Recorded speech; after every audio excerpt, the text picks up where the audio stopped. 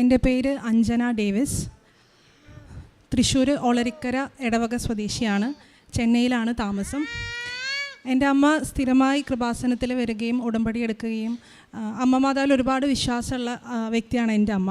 അപ്പോൾ എപ്പോഴും എൻ്റെ അടുത്ത് കൃപാസന അമ്മയുടെ അടുത്ത് പ്രാർത്ഥിക്കാൻ പറയാറുണ്ട്, വരാൻ പറയാറുണ്ട്. പക്ഷെ എനിക്കധികം വിശ്വാസം ഉണ്ടായിരുന്നില്ല. ഞാൻ 4 വർഷം കഴിഞ്ഞിട്ടാണ് ഗർഭിണിയാവുന്നത്. എല്ലാം വളരെ നന്നായി പോയിക്കൊണ്ടിരിക്കുകയായിരുന്നു. 3-ാം മാസം സ്കാനിൽ കുഞ്ഞിന് ചെറിയൊരു പ്രശ്നമുണ്ട് എന്ന് ഡോക്ടർ പറഞ്ഞു, സ്കാൻ ചെയ്തുകൊണ്ടിരിക്കെ തന്നെ. എന്നിട്ട് അത് കൺഫേം ചെയ്യാൻ വേണ്ടി അപ്പോൾ തന്നെ ബ്ലഡ് ടെസ്റ്റ് ചെയ്യണം എന്ന് പറഞ്ഞ് ബ്ലഡ് ടെസ്റ്റ് ചെയ്തു. അങ്ങനെ 3 ദിവസം കഴിഞ്ഞിട്ടാണ് അതിൻ്റെ റിസൾട്ട് വന്നത്. അപ്പോൾ ആ റിസൾട്ടിലുണ്ടായിരുന്നത് എൻ്റെ കുഞ്ഞിനെ ഡൗൺ സിൻഡ്രോം പോസിറ്റീവാണ്. അപ്പോൾ വൈകല്യമുള്ള ഒരു കുഞ്ഞാണ് ജനിക്കാൻ പോകുന്നത് എന്നുള്ളത് അവർ ഉറപ്പിച്ചിട്ടുണ്ടായിരുന്നു. അപ്പോൾ എന്നെയും എൻ്റെ ഹസ്ബൻഡിനെയും സംബന്ധിച്ച് ഇത് വളരെ വിഷമമുള്ളൊരു കാര്യമായിരുന്നു. ഞങ്ങൾക്കത് ചിന്തിക്കാൻ പോലും പറ്റുന്നുണ്ടായിരുന്നില്ല. അത്രയ്ക്ക് മാനസികമായി ഞങ്ങൾ തളർന്നു പോയി എന്ന് തന്നെ പറയാം. അപ്പോൾ അങ്ങനെ ഈ റിസൾട്ട് കിട്ടിയ അന്ന് രാത്രി ഞങ്ങൾ ഡോക്ടറുടെ അടുത്തേക്ക് പോയി. അപ്പോൾ ഓൾറെഡി ഈ സ്കാൻ ചെയ്ത ഡോക്ടർ അറിയിച്ചിട്ടുണ്ടായിരുന്നു നമ്മുടെ ഡോക്ടറിനെ ഇങ്ങനെയാണ് അവസ്ഥ എന്നുള്ളത്. അപ്പോൾ ഡോക്ടർ നമുക്ക് അഡ്വൈസ് തന്നത് നിങ്ങൾ അബോർഷൻ ചെയ്യുമായിരിക്കും നല്ലത്, കാരണം വൈകല്യമുള്ളൊരു കുട്ടിയാണ്. അപ്പോൾ ഈ കുട്ടീനെ നിങ്ങൾ ആജീവനാന്തം ഒരു സ്പെഷ്യൽ ചൈൽഡ് പോലെ വേണം വളർത്താനായിട്ട്. അതിൻ്റെ ബുദ്ധിമുട്ടുകൾ, പ്രശ്നങ്ങൾ, അത് എങ്ങനെയായിരിക്കും പുറത്തേക്ക് വരാം എന്ന് പോലും നമുക്കിപ്പോൾ പറയാൻ പറ്റില്ല. തുടങ്ങിയ കാര്യങ്ങളൊക്കെയാണ് ഡോക്ടർ നമ്മുടെ അടുത്ത് വിശദീകരിച്ച് തന്നത്. അപ്പോൾ അബോർഷനാണ് അവർ സജസ്റ്റ് ചെയ്ത ഏറ്റവും നല്ലൊരു മാർഗം എന്നുള്ളത്. പക്ഷേ എനിക്കും എൻ്റെ ഹസ്ബൻഡിനും അത് ഒരിക്കലും ചിന്തിക്കാൻ പറ്റാത്തൊരു കാര്യമായിരുന്നു. അപ്പോൾ ആ ടേബിളിൽ ഇരുന്നു കൊണ്ട് ആ നിമിഷം തന്നെ ഞാൻ ആദ്യം പറഞ്ഞു, ഞങ്ങൾക്ക് എന്തായാലും അബോർഷൻ ചെയ്യാൻ സാധിക്കില്ല, ഞങ്ങൾ ഒരുപാട് ആഗ്രഹിച്ച് നേടിയൊരു കുഞ്ഞാണ്, ഞങ്ങൾ മുന്നോട്ട് പോവുകയാണ് എന്നുള്ളത്. എൻ്റെ ഹസ്ബൻഡും അതേപോലെ തന്നെ സ്ട്രോങ് ആയി പറഞ്ഞു, ഞങ്ങൾ മുന്നോട്ട് തന്നെയാണ് പോകുന്നതെന്ന്. അപ്പോൾ ഡോക്ടർ വീണ്ടും ഞങ്ങളുടെ അടുത്ത് പറഞ്ഞു, ഇതിൽ നിന്ന് നിങ്ങൾക്കുണ്ടാവുന്ന ദോഷങ്ങൾ നിങ്ങൾ ആലോചിക്കുക, എന്നിട്ട് മതി തീരുമാനം എന്നൊക്കെ. അപ്പോൾ ആ ടേബിളിലിരുന്ന് ഞാൻ ഡോക്ടറോട് പറഞ്ഞ ഒറ്റൊരു വാചകം ഇതാണ്: എൻ്റെ ദൈവം പൂർണ്ണനാണ്, അദ്ദേഹം സൃഷ്ടിക്കുന്ന എൻ്റെ കുഞ്ഞും പൂർണ്ണനായിരിക്കും എന്നുള്ളത്. ഇനി ഇതിനെക്കുറിച്ചൊരു ഡിസ്കഷൻ ഞങ്ങളുടെ അടുത്ത് നടത്തരുത് എന്ന് പറഞ്ഞിട്ടാണ് പോകുന്നത്. അപ്പോൾ ഡോക്ടർ പറഞ്ഞു, ഇങ്ങനത്തെ ഒരു വിശ്വാസം ഞാൻ ക്രിസ്ത്യാനികളിൽ മാത്രമേ കണ്ടിട്ടുള്ളൂ എന്നുള്ളത്. പക്ഷേ എൻ്റെ മനസ്സ് തീർത്തും തകർന്നൊരവസ്ഥയിലായിരുന്നു. ഞാൻ അങ്ങനെ പറഞ്ഞുവെങ്കിലും പ്രാർത്ഥിക്കുന്നൊരു വ്യക്തിയാണ് ഞാൻ, അതുകൊണ്ടായിരിക്കാം. പക്ഷെ തീർത്തും തകർന്നൊരവസ്ഥയിലായിരുന്നു. ഇനി എന്തായിരിക്കും ഒന്നും എനിക്കറിയില്ല. അങ്ങനെ അന്ന് രാത്രി തിരിച്ചു വന്ന് പിറ്റേ ദിവസം രാവിലെ എൻ്റെ അമ്മയുടെ അടുത്ത് ഞാൻ ഫോണിലാണ് പറയുന്നത്. ഇങ്ങനത്തെ ഒരു കാര്യം ഞാൻ പൊട്ടിക്കരഞ്ഞ് പറയുമായിരുന്നു. അപ്പോൾ എൻ്റെ അടുത്ത് എൻ്റെ അമ്മ പറഞ്ഞൊരു കാര്യമാണ്, നീ ഒന്നുകൊണ്ടും പേടിക്കേണ്ട ആവശ്യമില്ല, അമ്മ മാതാവിനോട് പ്രാർത്ഥിച്ചാൽ മതി, ഞാനാണ് പറയണേ, നിൻ്റെ അമ്മയാണ് ഞാനാ പറയണേ, നീ അമ്മ മാതാവിൻ്റെ അടുത്ത് കൃപാസനത്തിൽ പോകും, സാക്ഷ്യം പറയുന്നത് ഇപ്പം തന്നെ നീ നേർന്നോ, നിൻ്റെ കുഞ്ഞിന് ഒരു പ്രശ്നവും വരില്ല എന്നുള്ളത്. ആ നിമിഷം എൻ്റെ മനസ്സ് പൂർണ്ണമായും ആ ഒരു തുറവി എന്ന് പറയില്ലേ, എന്തൊരു ബ്ലോക്കായിരുന്നു എനിക്ക് അമ്മ മാതാവിലേക്ക് വരാനും കൃപാസനവും ഇതെല്ലാം എനിക്കൊരു ബ്ലോക്കായിരുന്നു. ഞാൻ സ്ഥിരമായി കേൾക്കുന്നൊരു കാര്യമാണെങ്കിലും എനിക്ക് ഇങ്ങനത്തെ ഒരു അവസ്ഥയിലൂടെയാണ് അമ്മ മാതാവ് ഒരു പക്ഷേ എനിക്ക് ആ സ്വീകാര്യത എൻ്റെ മനസ്സിന് നൽകിയത്. എൻ്റെ മനസ്സ് ആ നിമിഷം തുറന്നു. പൂർണ്ണമായും ഇതാണ് എൻ്റെ സൊല്യൂഷൻ, ഇവിടെ എനിക്ക് എന്തൊരു സൊല്യൂഷൻ ഉണ്ട് എന്നുള്ള ഒരു ഉറച്ച വിശ്വാസം എനിക്ക് ആ നിമിഷം വന്നു. എനിക്ക് മനസ്സിന് ഭയങ്കര ഒരു ആശ്വാസവും സമാധാനവും വന്നു. ആ നിമിഷം മുതൽ ഞാൻ എൻ്റെ ഗർഭാവസ്ഥയെ, എൻ്റെ കുഞ്ഞിനെ പൂർണ്ണമായി ഞാൻ അമ്മയ്ക്ക് വിട്ടുകൊടുത്തു. പക്ഷെ അന്ന് മുതൽ എനിക്ക് കൃപാസനത്തിൽ വരണം എന്നൊരൊറ്റ ചിന്ത മാത്രമായിരുന്നു മനസ്സിൽ. അതുവരെ ഒരുപാട് അവസരങ്ങളുണ്ടായിരുന്നു, ഞാൻ വന്നില്ല, പ്രാർത്ഥിച്ചില്ല, ഒന്നുമില്ല. പക്ഷെ അതിനുശേഷം ഞാൻ ചെന്നൈയിലാണുള്ളത്.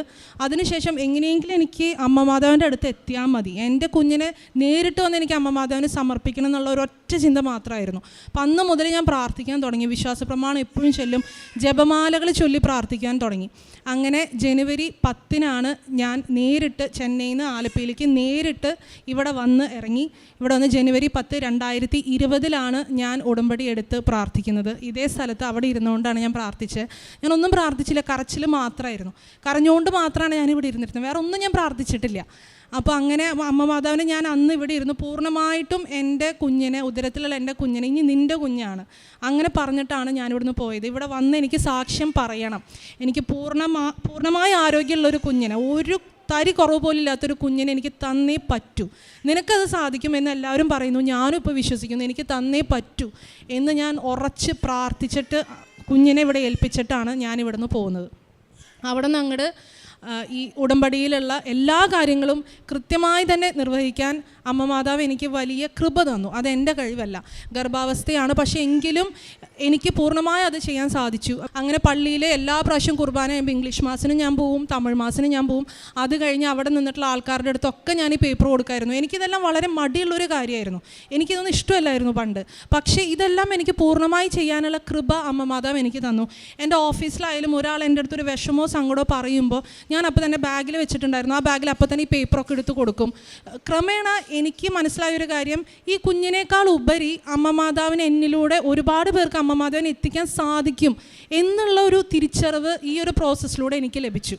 അതിനുശേഷമാണെങ്കിലും പലപ്പോഴും മനസ്സിലൊരു പതർച്ച വരും, എങ്ങാനും ഇങ്ങനെയാവോ അങ്ങനെയാവോ എന്നൊക്കെ ചിന്തിക്കുമ്പോഴെല്ലാം ഞാനാണ് ഇവിടെ വന്ന് ഉടമ്പടി എടുത്തതെങ്കിലും എൻ്റെ ഹസ്ബൻഡിന് എന്നേക്കാൾ കൂടുതൽ വിശ്വാസമായി. അപ്പോൾ അദ്ദേഹം പറയുമായിരുന്നു, ഇല്ല നമുക്ക് പൂർണ്ണ ആരോഗ്യമുള്ള നല്ല കുഞ്ഞിനെ എന്നെ കിട്ടും, നീ അമ്മ മാതാവിനോട് പ്രാർത്ഥിക്കുന്നതല്ല, ഞാൻ പ്രാർത്ഥിക്കുന്നതല്ലേ. അപ്പോൾ അദ്ദേഹത്തിൽ ആ ഒരു വിശ്വാസം എനിക്ക് കണ്ടു.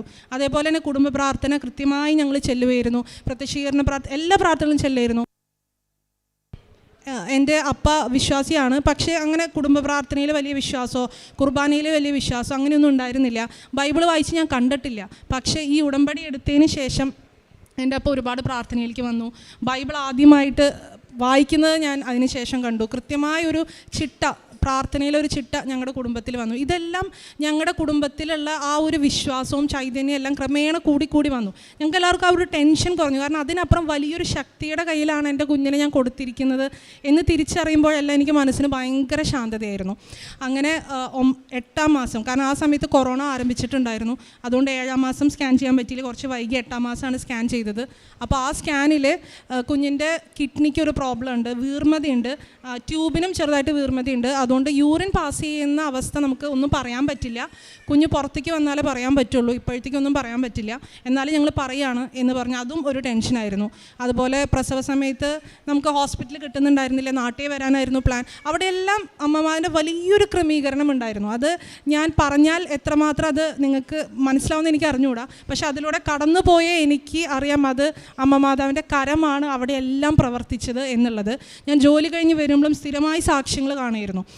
പ്രാർത്ഥിക്കാൻ എപ്പോഴും കരച്ചിലാണ്. അപ്പോൾ കൂടുതൽ ജോലി കഴിഞ്ഞ് വന്നാൽ ജോലിയുടെ ഇടയിലാണെങ്കിലും ഞാൻ എപ്പോഴും സാക്ഷ്യം കേൾക്കുമായിരുന്നു.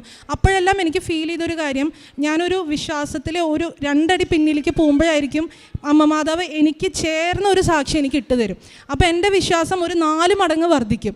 അപ്പോൾ ഈ സാക്ഷ്യങ്ങൾ എന്തിനാ അങ്ങനെയൊക്കെ ഞാൻ ആലോചിച്ചിട്ടുണ്ടായിരുന്നു. അല്ലെങ്കിൽ സാക്ഷ്യം പറയാൻ പോലും എനിക്ക് പറ്റുമെന്ന് പോലും ഞാൻ ആലോചിച്ചിട്ടുണ്ട്. എന്തിനിപ്പോൾ സാക്ഷ്യം പറഞ്ഞിട്ട്, നമുക്ക് നേരിട്ട് പറഞ്ഞാൽ പോരെ എന്നൊക്കെ. പക്ഷേ ഈ ഓരോ സാക്ഷ്യം ഞാൻ ഓഫീസിലിരുന്ന് കേൾക്കുമ്പോൾ വളരെ മനസ്സ് പതറുന്ന സമയത്ത് ഈ ഒരു സാക്ഷ്യം തരുന്ന ആ ഒരു എനർജി, ആ ഒരു വിശ്വാസത്തിൻ്റെ 10 മടങ്ങാണ് എൻ്റെ മനസ്സിൽ വന്ന് നിറയാറ്.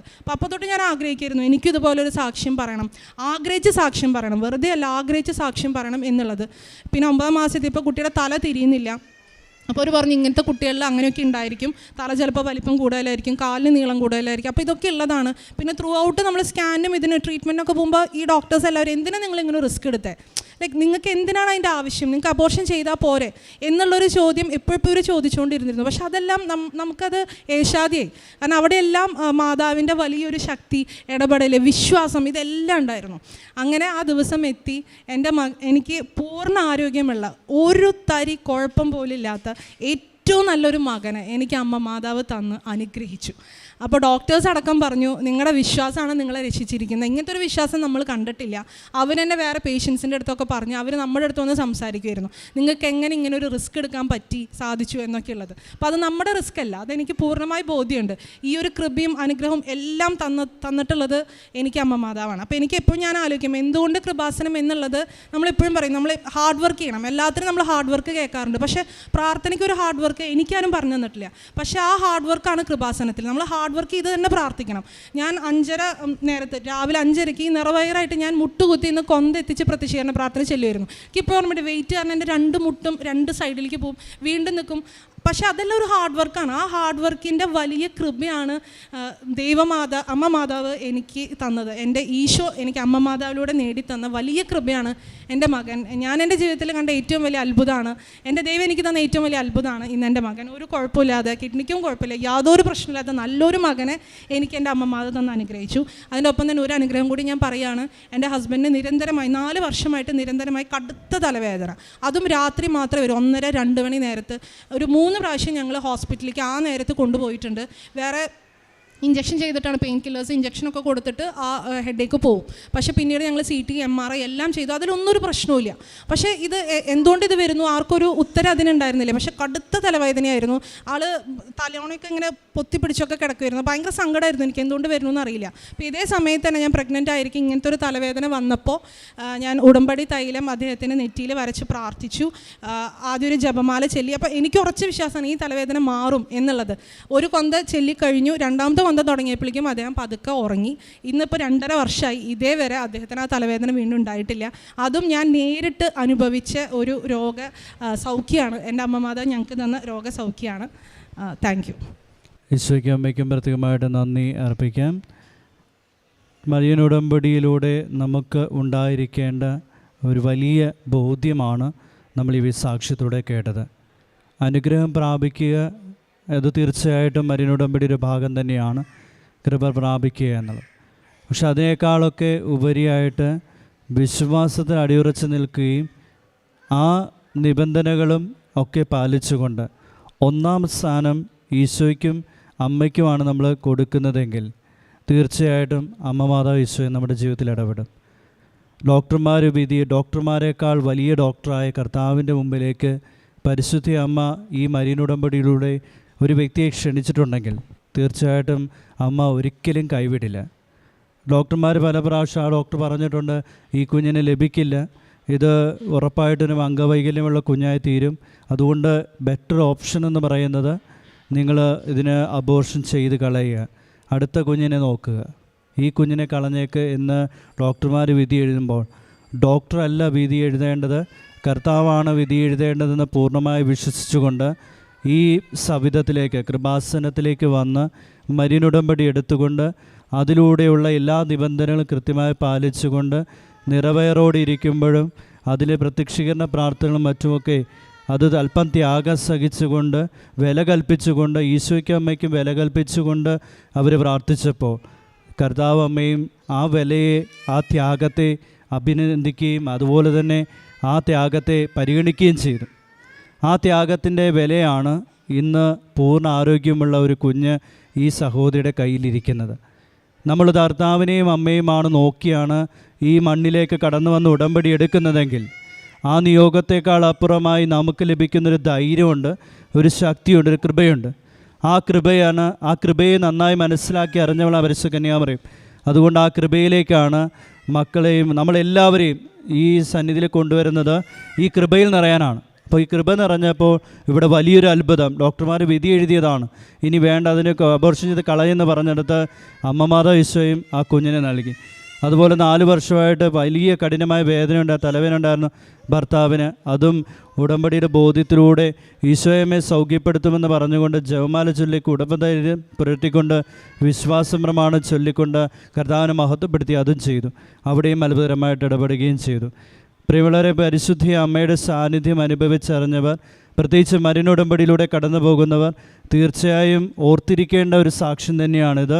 ജീവിതത്തിൽ കൊടുക്കേണ്ടത് നിയോഗങ്ങളെക്കാൾ ഉപരിയായി ഈശോയ്ക്കും അമ്മയ്ക്കും പ്രാധാന്യം കൊടുക്കണം എന്നൊരു ഉത്തമ ബോധ്യത്തിലേക്ക് നയിക്കുന്ന ഈ സാക്ഷ്യം, ഈ ഒരു അനുഭവത്തിലേക്ക് പരിശുദ്ധ അമ്മ ഈ മകളെയും അവളുടെ കുടുംബത്തെയും നയിച്ചു. ആ ഒരു ബോധ്യത്തിലേക്ക് നയിച്ചതിന് അമ്മ മാതാവിന് ഈശോയ്ക്കും കോടാനുകോടി നന്ദി പറയാം. അതുപോലെ കുഞ്ഞിനുണ്ടായ അസ്വസ്ഥതകൾ, അതുപോലെ പ്രസവാനന്തരത്തിന് മുമ്പേ തന്നെ കുഞ്ഞിൽ കണ്ട മാറ്റങ്ങൾ, അതെല്ലാം കുഴപ്പം പിടിച്ചതായിരുന്നു. പക്ഷെ അമ്മ മാതാവിന് ഈ കുടുംബത്തെ എത്രമാത്രം ബോധിച്ചു. കാരണം ത്യാഗപൂർണമായ പ്രാർത്ഥന അതിലുണ്ടായിരുന്നു. ആ ത്യാഗത്തിനെ അമ്മ മാതാവ് ഈശോയെ മാനിച്ചു, അവർക്ക് വലിയ കൃപ കൊടുത്ത് അനുഗ്രഹിച്ചു. ഈ മരിയൻ ഉടമ്പടിയിലൂടെ ഈ കുടുംബത്തിന് ചെയ്തു കൊടുത്ത ഈ വലിയ കൃപകൾക്ക് അമ്മയ്ക്ക് ഈശോയ്ക്കും കോടാനുകോടി നന്ദി പറഞ്ഞുകൊണ്ട് ത്രിത്വക ദൈവത്തെ മഹത്വപ്പെടുത്തി കരമടിച്ച് അവിടുത്തെ ആരാധിക്കാം. ഈശോയെ നന്ദി, ഈശോ ആരാധന, ഈശോയെ മഹത്വം. അത്യപൂർവ ദൈവാനുഭവങ്ങൾ ഇനി നിങ്ങൾക്കും സ്വന്തം. ഈ യൂട്യൂബ് ചാനൽ ഇതുവരെ സബ്സ്ക്രൈബ് ചെയ്തിട്ടില്ലെങ്കിൽ ഇപ്പോൾ തന്നെ സബ്സ്ക്രൈബ് ചെയ്യുക. ഈ വീഡിയോ ഇപ്പോൾ തന്നെ നിങ്ങളുടെ സുഹൃത്തുക്കൾക്ക് ഷെയർ ചെയ്തുകൊണ്ട് കർത്താവിൻ്റെ പ്രേക്ഷിതരാകുക.